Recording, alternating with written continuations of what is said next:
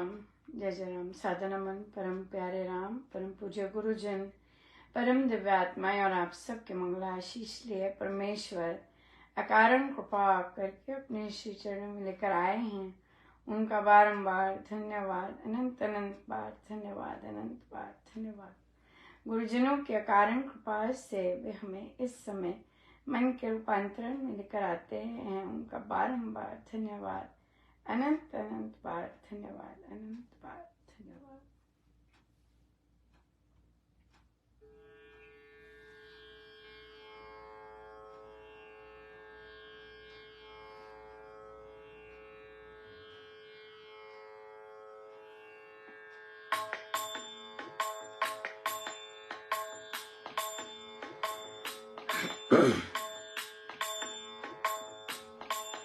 मेरे राम सर्वेश्वरी, मुझे आपका प्यार मिला। मेरे राम सर्वेश्वरी, मुझे आपका प्यार मिला।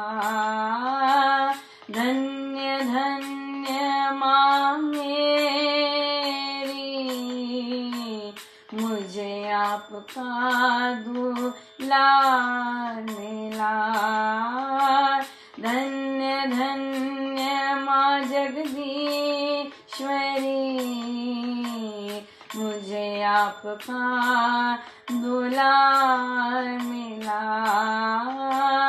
मेरे राम सर्वेश्वरी,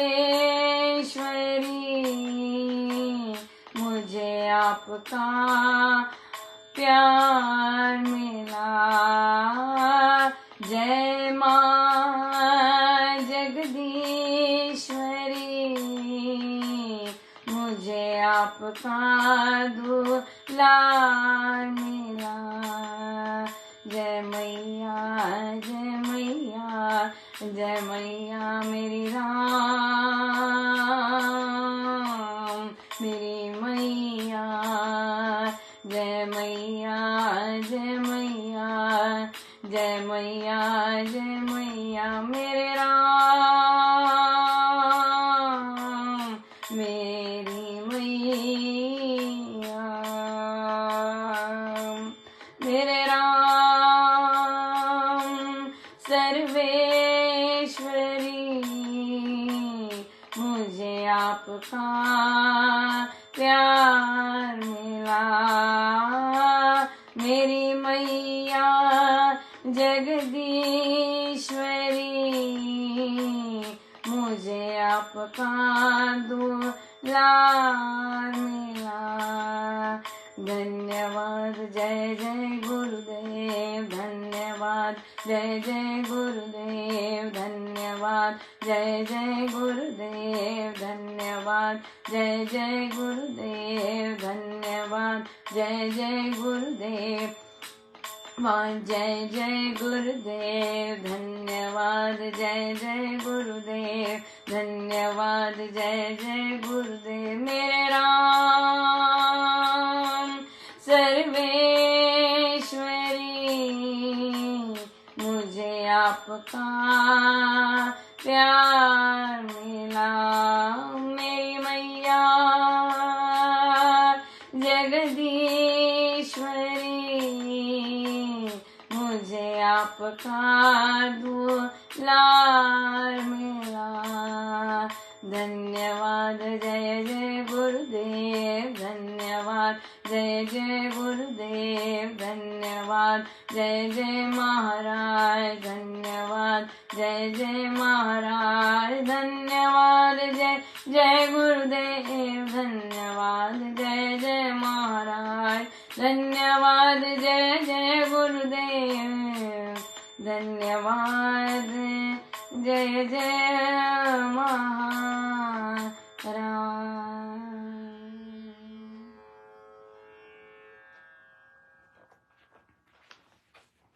श्री कथा प्रकाश जी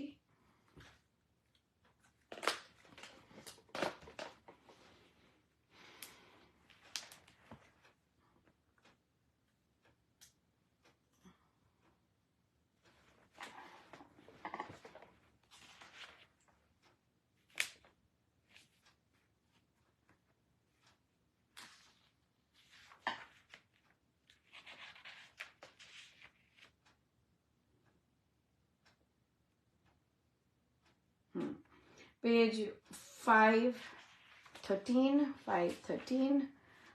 प्रायश्चित।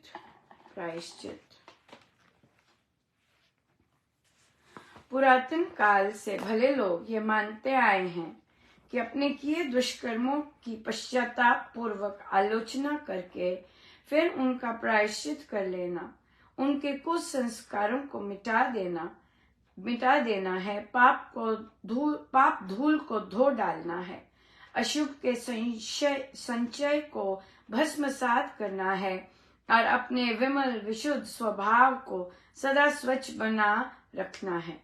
पश्चाताप सहित किया हुआ प्रायश्चित मनुष्य के चित्त को शरद ऋतु में कैलाश की भांति चौगुना चमका देता है। भले लोग ही अपने दुष्कर्मों का पश्चाताप पूर्वक आलोचना करके, पहले उसकी बात करनी के पहले उसको अपने गुरुदेव को बताना, या पहले अपने मित्रों को, सगे संबंधियों में जहाँ इस तरह की चर्चा की वैल्यू होती है वहां बताना, वहां खोलना अपना। तो उसके बाद प्रायश्चित करना कि प्रायश्चित का मतलब यह है कि क्षमा मांगकर आप जाप कर सकते हैं। आप अगर भाव होते हैं, अगर अश्रु आते हैं तो बस दैट्स इट। अश्रु तो नंबर 1 साइन है कि आपने हृदय से क्षमा मांगी। और उसके बाद जो इम्पोर्टेंट होता है वो है कि आप फिर से वह नहीं करेंगे, आप फिर से वह चीज नहीं करेंगे। इसलिए पश्चाताप सहित किया हुआ प्रायश्चित मनुष्य के चित्त को शरद ऋतु में कैलाश की भांति चौगुना चमका देता है। अक्सर क्या होता है कि हम लोग प्रायश्चित करते हैं, हमें विश्वास नहीं होता कि हम प्रभु से क्षमा भी मांगते हैं, पर हमें विश्वास नहीं होता कि प्रभु ने हमें क्षमा कर दिया है। पर प्रभु इतने दयालु हैं कि वे पहली बार ही अगर हम हमारी हृदय से पुकार है, हृदय से क्षमा मांगते हैं, तो वे तभी से क्षमा कर देते हैं, हो जाता है। पर क्या होता है, हमारी गिल्ट जो होती है उस पाप को करने की, और क्योंकि हम नेगेटिविटी को बहुत ज्यादा सोचते हैं, इसलिए हम उसको जमाए रखते हैं, अपनी नेगेटिव जो चीज हो जाती है, और उसको जमा के रखने में और बार बार गिल्ट के हम मानस रोग पैदा कर लेते। केवल गिल्ट्स के अपने ही बनाई हुआ जाल होता है वो सब, और कुछ नहीं। प्रभु ने तो क्षमा कर दिया होता है, लेकिन क्योंकि हमें एहसास नहीं होता, इसलिए हम वर्षों उस गिल्ट को पालते हैं और उसके फलस्वरूप हमें मानस रोग हो जाते हैं। इसलिए क्षमा करना चाहिए और आगे मूव करना चाहिए, लेकिन हमेशा याद रखना चाहिए कि मैं ऐसी चीज फिर कभी ना करूं। उसके लिए जो कि मैं प्रभु मुझसे ये पाप अब फिर से कभी ना हो, ये जो है इस पे मेहनत बहुत करनी पड़ती है कि मैं फिर से डगमगाऊं नहीं, फिर से इस तरह का मेरा होना। तो ये बहुत इम्पोर्टेंट है। और प्रारब्ध हमारे बहुत जबरदस्त होते हैं कि हमें बार बार प्रलोभन देंगे या कुछ ना कुछ अपना खिचड़ी बनाते हैं, लेकिन हम अगर स्थिर हैं राम नाम में, हमें परमेश्वर का पक्का पता है कि वे हमें संभालेंगे। और अगर हमें याचना भी करना पड़ती है, प्रभु से विनती भी करनी पड़ती है, तो हम कर सकते हैं कि प्रभु दया करिएगा कि मुझे मार्गदर्शन दीजिएगा इस तरह से। पर सॉरी, अब मुझे पता है कई बार साधकों ओवर सेंसिटिव हो जाते हैं और उन्हें वो ठीक चीज को भी गलत बोलते हैं। वहां हमें काम करने की जरूरत होती है कि ठीक, आप इतने सुंदर काम कर रहे हैं, आप ठीक काम कर रहे हैं, आप प्रभु प्रेरणा से काम कर रहे हैं, लोग अभी वैसी दृष्टि नहीं ले पाए, तो ये आपकी प्रॉब्लम नहीं है ये दूसरों की प्रॉब्लम है। ये समझना बहुत वो उसके लिए भी बड़ी कृपा ही, हमारी कृपा का मार्ग है, तो उसके लिए कृपा बहुत जरूरी रहती है। बहुत ही सुंदर दिन रहा, अनंत अनंत में पर शब्द ही नहीं है कहने के कि कैसा सुंदर दिन रहा, बहुत ही ज्यादा सुंदर दिन रहा। पहले तो आपने देखा कि कैसे रामोपासना में प्रभु ने कैसे सुंदर आशीर्वाद दिया कि श्री अमृतवाणी जी माँ उन्हें वो माँ ही है क्योंकि आप देखिए जितने भी लाखों, मतलब स्वामी जी महाराज, आंकड़े भी नहीं हम ले सकते, राइट, लाखों से भी कई ज्यादा, करोड़ भी हो सकते हैं। स्वामी जी महाराज श्री के साधक जो है वो श्री अमृतवाणी जी, जाप करें ना करें पर श्री अमृतवाणी जी पे डिपेंडेंट रहते हैं। सो वे हमारी माँ है। और चाहे कोई मर्जी दुख आए, हमें पता है कि, या कोई मर्जी वेदना आए, कोई मर्जी काम रुके हो, हमें पता है श्री अमृतवाणी जी बहुत ही सदा सहायक रहती हैं। तो साधिका जी ने भी कहा कि वहां पर उन्हें माँ कहना और उनका सही तरह से संबोधन करना, बिल्कुल वो थोड़ी ना है कि जिन थोड़ी ना, या फिर ऐसी अमृतवाणी का पाठ हो रहा है। अरे भाई, उनसे आप इतना लाभ लेने जा रहे हैं, वे अवतरित हैं और वे तो कुछ कहती ही नहीं है। आप जैसे मर्जी उन्हें संबोधन करो, वो तो फल देती हैं। इतना भारी भरकम दिव्यता है उनमें, है ना। वो तो मात्र उनका एक दोहा भी आप कर लें और उसका चिंतन करते जाए, वो तब भी इतना सुंदर फल दे देंगी, राइट। तो वो इतनी भारी भरकम दिव्यता है उनमें। तो हम जो है, अब हमें अपने को देखना है। हम उन्हें सही संबोधन नहीं करते। हम अमृतवाणी का पाठ बोलेंगे जैसे कि पता नहीं कौन है वह, और हम श्री नहीं लगा सकते। वे माँ हैं, वे अवतरित हुई हैं, वे दिव्य हैं। हम उनके आगे श्री नहीं लगा सकते और हम उनके आगे जी नहीं लगा सकते। हम एक संसारी माँ जो पैदा करती है, वो हमारी इतनी टेक केयर कर ना पाए। हमें विपत्तियों से जरूरी नहीं है वो निकाल पाए। हमारे मानस रोग जरूरी नहीं है वो धो पाए। हमारी दुष्कर्म पाप कर्म जरूरी नहीं है कि वो धो पाए, हमारी संसारी माँ। लेकिन फिर भी हम उनका नाम आदर से लेते हैं। फिर भी हम किसी को बताते हैं उनका नाम, तो कैसे बताते हैं। लेकिन श्री अमृतवाणी जी, हम ना तो उनका संबोधन, देखिए, क्योंकि हम संबोधन सही तरह नहीं करते, इसके कारण हम जो उनका उच्चारण है वो भी सही नहीं करते हैं। लेकिन वे देखिए कितनी कृपालु हैं, दयालु हैं, कि फिर भी हमें उसका फल जिस भी तरह से होता है मिलता है, चाहे श्रद्धा है नहीं है, जैसे भी है। सो इसलिए बहुत इम्पोर्टेंट है कि अपनी श्रद्धा लेवल बढ़ाने के लिए, और अगर फल भी बढ़ाना चाहते हैं उसके लिए, उनका उच्चारण सही ढंग से होना बहुत जरूरी है। वे अवतरित हैं वे, और वे दिव्य हैं। सो आप अगर स्वामी जी महाराज को पसंद नहीं है गलत उच्चारण, सो वे तो बुलवाते जाएंगे गलत, कि आप क्रोधित होते जाइए। आपको क्रोध आता है कि बोला जा रहा है कि आप अमृतवाणी जी का उच्चारण सही कीजिए, आपको क्रोध आता है इसमें, तो ये आपकी प्रॉब्लम है, लेकिन अगर आपने मेहनत करनी है, आप कीजिए मेहनत, आपको करनी पड़ेगी मेहनत, राइट। बिल्कुल हर जगह तो नहीं महाराज पहुंचा सकते, लेकिन जहां जहां पहुंचाते हैं वहां अगर आपको पता चल गया है, आपने सुन लिया है, उसके बाद भी आप गड़बड़ करते हैं, आपसे जरूर पूछा जाएगा कि आपने सुना था ना, तब आपने सुना था ना, मैंने ही तो आपके कानों में डाला था कि श्री अमृतवाणी जी का उच्चारण सही होना चाहिए, क्यों नहीं कहना माना आपने। फिर आप ही उत्तर दीजिएगा, हाँ महाराज पता ही नहीं चला क्या बात है, जो मर्जी कीजिए आप तब। पर आपको अगर आपके कानों में आ गया है, मेहनत तो आपकी ही है, राइट। सो बहुत ही सुंदर दिन रहा। और फिर रामोपासना के बाद ये प्रसाद महाराज ने दिया, और उसके बाद क्या हो रहा था, मुझे काफी दिनों से मैं आइडेंटिफाई नहीं कर पा रही थी कि ये प्रलोभन है, ये कोई और शक्ति है, ये प्रारब्ध है, ये क्या चीज है, या ये महाराज, इस तरह से। तो ये आ रहा था कि अच्छा, बार बार बहुत बहुत जोर की एनर्जी आ रही थी कि किसी और सत्संग में जाओ, वहां देख जाके इस तरह से ना, क्योंकि यहाँ पे और भी सत्संग होते हैं बहुत। तो मुझे मैं निर्णय लूं फिर पीछे हटूं, ऐसे हो रहा था। तो आज फिर मुझे बोलना पड़ा कि महाराज मुझे पता नहीं चल रहा, मुझे संशय आ गया है कि मुझे पता ही नहीं चल रहा कि ये क्या है, ये कैसी चीज आ रही है, उठ रही है।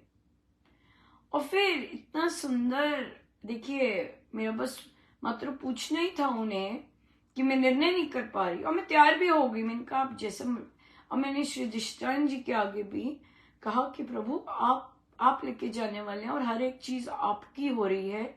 मुझे ना लोभ है ना कोई लालच है किसी भी बात का, तो आप बताइए। तो फिर आप ही बताइए, आप ही करिएगा, निर्णय कीजिएगा। मुझे मेरा अपना कोई निजी वो नहीं है, ये मैं बिल्कुल क्लियर थी कि मेरा कोई निजी कामना नहीं है। फिर प्रभु बोलते कि अच्छा बता, जब तुझे ज्यादा सोचना पड़ रहा होता है उसका क्या मतलब है? यस, बिल्कुल सही था। क्योंकि जब महाराज कहते हैं तो उनकी वो जो एनर्जी होती है वो मुझे धक्का देती है, और मैं तत्काल मुझसे खुद ही मरवाते हैं वे। मुझे कोई सोचना नहीं पड़ता, निर्णय नहीं लेती। चाहे पुस्तकें लिखनी है ना, वो लिखवाते जाते हैं और वो फ्लो करता जाता है, कोई उसमें वो नहीं होता, सोचना नहीं पड़ता अब क्या लिखूं, ऐसा कुछ नहीं होता।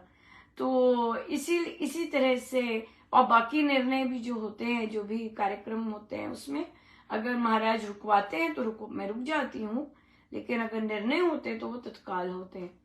तो फिर मुझे समझ आ गई। मैंने कहा हाँ महाराज, यहाँ तो मैं बहुत ज्यादा सोच रही हूँ। यहाँ तो मैं बहुत ज्यादा इधर इधर इधर कर रही हूँ। जैसे ही निर्णय लिया कि नहीं, ये सब ऐसे ही है, ये प्रारब्ध होंगे कोई, और जो ऐसी लेके आ रहे हैं।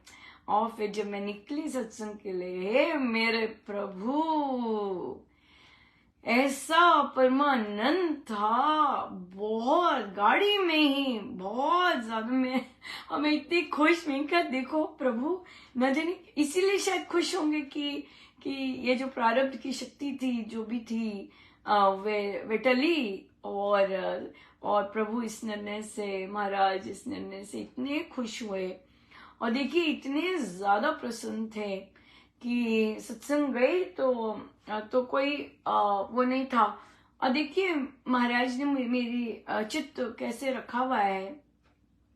मैं बिल्कुल तैयार थी, मुझे बैन है श्री रामचंद्रम में कुछ भी करना, और ऑब्वियसली वहां के जो बाकी साधक हैं उनको पसंद भी नहीं है मैं कुछ करूं, पर मेरे अंदर ऐसा कुछ भाव नहीं था। और मैं बिल्कुल, उन्होंने कोई विमेन सेक्शन में ढोलक नहीं रखी थी, लेकिन मैं अंदर से बिल्कुल तैयार थी कि अगर थोड़ी और देर होती है मैं ढोलक उठा के कर दूंगी। तो मुझे बहुत अच्छा लगा कि तुम्हारे अंदर इस तरह का कोई भी इस तरह की भावना ने जम नहीं पाई है। और फिर जो साधक जी थे, नए हैं वो साधक जी बेचारे, अभी उन्होंने दीक्षा ली है, तो वे आए और वो तो मैं मुस्कुराई, क्योंकि वो है डिस्को वाली, वो बजाते हैं ढोलक। और मैं याद कर रही थी, मैंने कहा कौन से गाने की वो है ढोलक, पर वो एक पिक्चर का गाना मैंने लिखा था, तो बिल्कुल वैसी जो ढोलक बजाते हैं या जो गाने सुनते हैं उन्हें पता लग जाएगा कि मैं कौन सा गाना बोल रही हूँ, बिल्कुल ऐसे ही था। और जी जैसे ही उन्होंने बजानी शुरू की, ओ मेरे राम, मेरे राम, मेरे अंदर तो सारा कुछ ही नाच उठा। देखिए आपको ये ध्यान रखना है, मैं 20 साल में मैंने केवल एक पार्टी अटेंड की है, 20 साल में, 20 वर्ष में। तो ये जो फिल्मी धुने वो बीट्स होती हैं, वो तो मैं नाची उठी। वो मैं बैठी हुई थी, पर जो धूम मच रही थी अंदर बाहर, वो प्रभु तो पहले ही आनंदित थे, और वो भूमि बिल्कुल वैसे मिल गई, और जो नचाया प्रभु ने मैं बैठे बैठे ही खूब, बहुत ही जबरदस्त आनंद। और महाराज बोले वाह वाह वाह, मुझे वाह वाह ही सुने। और असली वाह वाह क्या हुआ कि वो यंग बच्चे हैं, 30 इयर्स के होंगे, मेरे लिए तो बहुत यंग है। तो वे उनको बोलो राम नहीं आता, और मुझे लगता है उनके बेचारों के पास ढोलक भी नहीं है कि वो प्रैक्टिस कर सकें इस तरह से। तो क्या हुआ कि उन्हें वो रुक गए, उन्होंने बिल्कुल ढोलक नहीं बजाई, और धुन बोलो राम बिना ढोलक के गई। लेकिन जो महाराज मुझे उनके इस एक्ट से इतना महाराज आनंदित हुए, वाह वाह वाह वाह निकल रहा था, वाह वाह निकल रहा था, वाह वाह ऐसे ऐसे ही निकल रहा था। और देखिए पता भी नहीं चला कि धुन धुन धुन में ढोलक नहीं बजी, इतना इतना गजब का था, बहुत जबरदस्त आनंद था। पर उसके बाद महाराज का जब प्रवचन शुरू हुआ तो ये सारा अंदर की ही चीजें हो रही थी। वो तो क्या कहते हैं, एनवायरमेंट आपको मिल जाता है। और जब महाराज का शब्द शुरू हुए और पहले धुन लगी, धुन में भी खूब अच्छे से गाया, पर एक बात हुई कि धुन में किसी और साधक जी ने पकड़ ली ढोलक, और अंदर से प्रभु पुकारे कि भाई उन्हीं डिस्को वाले को दे दो उनके हाथ में आज आनंद है, और वो कैच ना कर पाए। उन्होंने ले तो ली उनसे, पर वो महाराज की स्पीड के साथ वो कर ना पाए। तो पर चलिए, गाया साथ में, महाराज ने गवाया साथ में। लेकिन और उसके बाद फिर तो बस महाराज का जैसे ही प्रवचन शुरू हुआ, और उस धुन में, और उसके बाद प्रवचन चला, उसमें तो मैं ट्रैम्पोलिन पे बिल्कुल अंदर से तो ऐसे ऊंची ऊंची कूदी लग रही, बहुत ही ज्यादा। और उसके बाद बस फिर तो ऐसा शांत हुआ कि कुछ भी नहीं हिला, और भजन चलते गए, कुछ भी नहीं हिला। वो दूसरे साधक जी ने पकड़ ली, फिर वो चलती गई, कोई ध्यान नहीं गया किसी भी भजन पे। आखिरी भजन पे महाराज ने वो धुन चल रही थी वहां गवाया, बस दैट्स इट। बहुत। और फिर उसके बाद ध्यानस्थी था सारा का सारा, बिल्कुल स्थिर हुआ पड़ा। बहुत आनंद आया, बहुत सुपर डुपर आनंद। अच्छा, उसके बाद जो पोस्ट भी लिखा, वो पोस्ट लिखने के बाद भी ऐसे उछाले मारे आनंद सारा दिन ही महाराज ने बहुत सेलिब्रेट किया, बहुत ही आनंद दिया। सो मेरे प्रभु को बहुत बहुत धन्यवाद, बहुत बहुत धन्यवाद। आज मदर्स डे, देखिए प्रभु कैसे आनंद देते, कैसे सेलिब्रेट करते हैं। मौका मिलना चाहिए हमें सेलिब्रेट करने का। सो इस जीवन में इतनी सुंदर माँ मिली, और बहुत बहुत सुंदर मेरी अपनी माँ से एक्चुअली बातचीत, जो रियल बातचीत होती है, वो तब शुरू हुई जब मैं माँ बनी, तब असली शुरू हुई उनसे बातचीत। क्योंकि उनका जो था सोच थी, वो मेरी सोच से बहुत अलग थी, और तो मुझे मेरा तालमेल बहुत कम होता था। तो इसलिए वो बेचारे बहुत संसार फोकस रहे जब मेरी ग्रोइंग अप थी, और मुझे बिल्कुल पसंद नहीं होता था, और वो देह फोकस और बाकी चीजें ना। तो लेकिन फिर विवाह के बाद जब मैं माँ बनी, मुझे महाराज ने मुझ पर कृपा बरसी, और जब मैं माँ बनी तब मेरी उनसे उनके प्रति और वो सारा भाव बहुत सुंदर उमड़े। महाराज की कृपा थी तब। भाव, बहुत कृतज्ञता के भाव, और वो बहुत लेट उमड़े, है ना, जल्दी उमड़ जाते थे भाव, ऐसे नहीं था, भाव थे, पर या आई गेस रिपीटेड सेम चीजें होने से वे फिर भाव गायब हो जाते। इसलिए फिर जगे, फिर ठीक रहे। तो मुझे हमेशा यही होता कि जो माँ होती हैं, माँ को अपने बच्चे को सपोर्ट बहुत सुंदर देना चाहिए, सुंदर सुंदर कार्यों में ये है। तो ये चीज मुझे महाराज से बहुत सपोर्ट मिली, बहुत ज्यादा सपोर्ट मिली। और महाराज तो बहुत सुंदर माँ है, कितनी बार दर्शन दिए हैं, अपने सहस्त्र भुजा रूप में दर्शन दिए हैं, और माँ की तरह ही पाला है। माँ की तरह ही दुलार दिया है। जो उन्होंने दिया है, जो उन्होंने कृपा की है, क्या कह सके। जगत जननी माँ। सो बहुत बहुत आनंद, बहुत ही आनंदमय दिन था, बहुत सुंदर दिन था। सो इसलिए यही प्रश्न हम यहीं पे यही करेंगे कि श्री अमृतमानी जी माँ है, इनका उच्चारण पर मेहनत कीजिएगा। आप देखेंगे जब आप उच्चारण करते हैं, आज भी हमारे यहाँ भी उच्चारण सही नहीं होता, उच्चारण सही नहीं करते हैं, वैसे का वैसा गा रहे, मेहनत नहीं कर रहे, करते होंगे क्या पता, पर बहुत मेहनत की आवश्यकता है इसमें, और मेहनत नहीं कर रहे। सो वो तो फिर महाराज बोलते ही जाएंगे मेहनत कीजिए या मेहनत कीजिए। सो इसलिए महाराज ने ओपन रखा है, कोई सीखना चाहे सीखिए, कोई सुनाना चाहे सुनाइए, अपनी करेक्शन करवाना चाहे करवाइए, ये बात है। सो बहुत ही आनंद, बहुत सुंदर।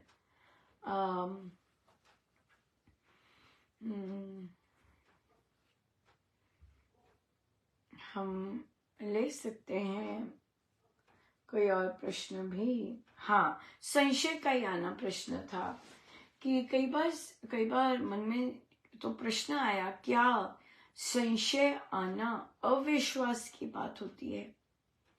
और कहीं ना कहीं होती है, पर क्लैरिटी की जरूरत होती है वहां पर कि क्या गड़बड़ है। जिससे मुझे जब आज आ रहा था, मैं ये कहूंगी कि मुझे विश्वास की कमी नहीं थी जब मुझे, क्योंकि मैं प्रभु को यही बोल रही थी कि प्रभु हर शक्ति आपसे है, मैं ये मानती हूं, तो पर मुझे ये नहीं पता चल रहा कि अगर इतनी दो शक्तियां आ रही हैं, एक मुझे श्री राम शरणम जाने के लिए प्रेरित कर रही है और एक शक्ति मुझे किसी और सत्संग के लिए प्रेरित कर रही है।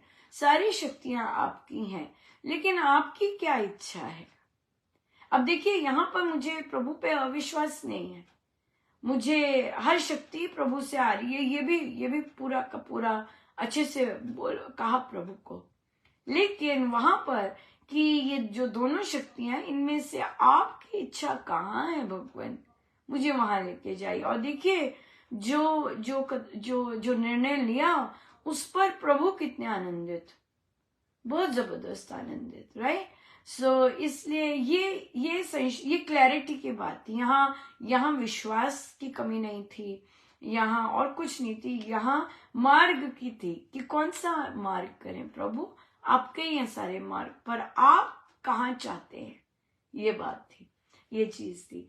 और फिर तो लेकिन अगर जो प्रश्न आया था संशय पर, तो उन्होंने कहा कि मुझे संशय ये आ जाता है कि बच्चा बाहर गया होता है, फोन नहीं आता, ट्रैवल करे तो घबराहट हो जाती है, सो मुझे डाउट होने लग जाता है। तो ये विश्वास की कमी है बिल्कुल।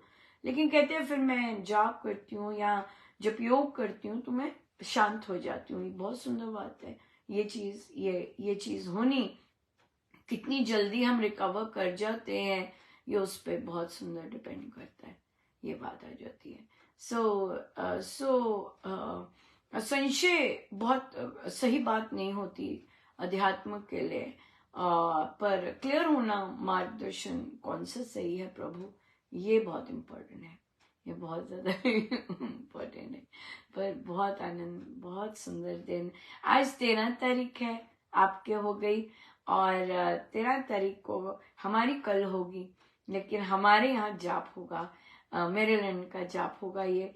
और ये सारा श्री रामशरणम से ही कनेक्टेड है, वे माने ना माने उसका मुझे कोई लेना देना नहीं, पर ये जाप महाराज ने यही कहा है कि मेरीलैंड यहाँ पर जाप नहीं होते, अनुपमा।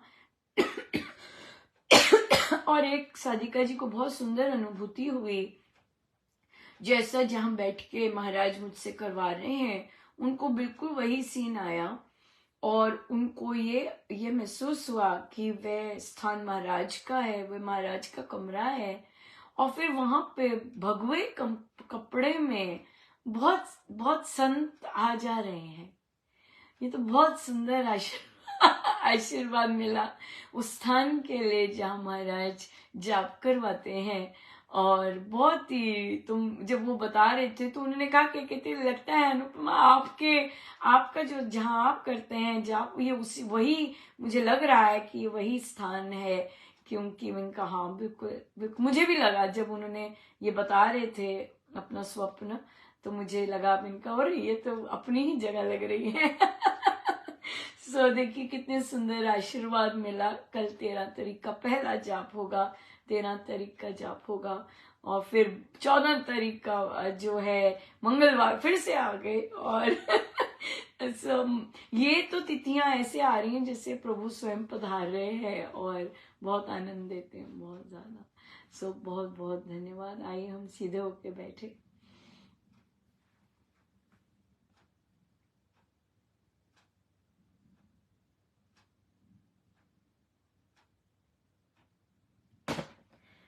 अपने प्रभु अपने गुरुजनों के श्री चरणों में बारंबार नमन, अनंत अनंत बार नमन। जय जय राम।